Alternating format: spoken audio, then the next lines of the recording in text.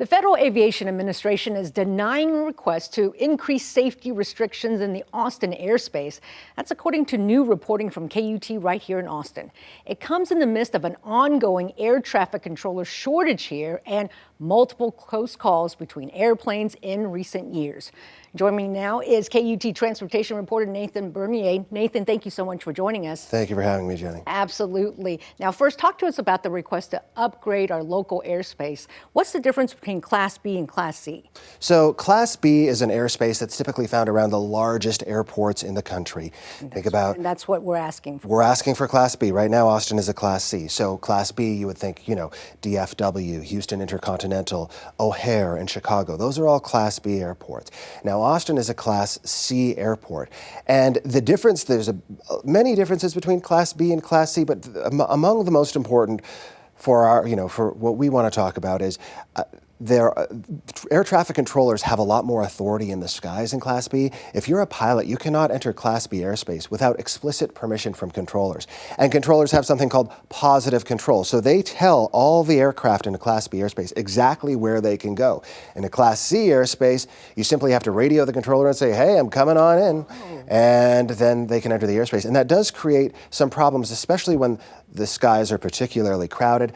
Controllers might have to, in some cases, reroute a 737 commercial flight if there's a Cessna in the way to maintain that separation. There's another big difference that going to Class B would have meant for Austin. It would have, because of a formula the FAA uses, it would have resulted in an automatic 15% pay increase for controllers in the tower.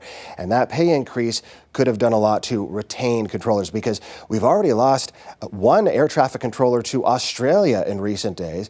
Australia has been recruiting air traffic controllers from the United States because they can offer better work-life balance, a path to permanent residency. They even pay to help with relocation costs. So wait, Australia stole air traffic controller from Austin? Yeah. Oh, okay. Wow. All right. Well, you also compared Austin's airport to other ones with Class B designation. So what did you find in your investigation? Well, what's interesting is there are at least 8 Class B airports in the United States that have fewer takeoffs and landings than Austin. One of the ways you qualify for Class B status is you have a certain number of takeoffs and landings.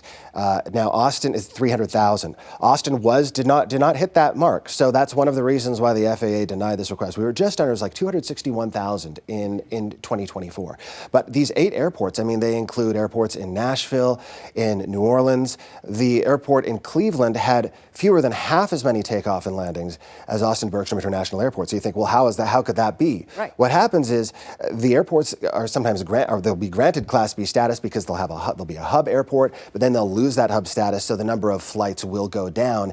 And as one former FAA official told me, once the FAA grants Class B status, they almost never take it away. And that's despite regulations that require the FAA to reconsider Class B status if those operations drop below a certain level. Speaking of the FAA, what did they tell you about this denial? Nothing. They've not been particularly forthcoming with information. I filed, I learned about this in June and been trying to get confirmation from them for a long time. I did file a FOIA request back in December when I heard Austin's FAA team. This is not, I should clarify, this is not the city of Austin requesting this, it's the FAA team. Okay. And the city has nothing to do with their traffic control tower. The FAA, and so back in December, I want to get this because they applied for it last summer in 2024, and I wanted to find out more. And it took 8-9 months for them just to fill the FOIA request. So we were able to find out a lot about the dialogue behind the scenes. And there are some FAA officials at the regional level who are like, we need to get you this, and here are some of the ways you can make the argument to senior leadership. But at the end of the day, the FAA has not confirmed it to me. I had not been able to get anyone to confirm it to me on the record, but ultimately was able to confirm it on the record through Congressman Lloyd Doggett, who in his conversations with FAA officials, he has way more access than your average person. He was able to confirm it on the record for us. Well, he's been very vocal about it, about the shortages in particular, how dangerous it is. Why do you think the FAA is not answering any of your questions? I think there are a number of reasons behind it. I think that, as you mentioned, Doggett's been pushing for this for a long time. Since 2023, he's been asking for Class B status for Austin Bergstrom International Airport. I think before they announce to the media, to the public, that yes, we're denying, they want to confirm it with him because he is the congressman and he's been communicating with them for a long time.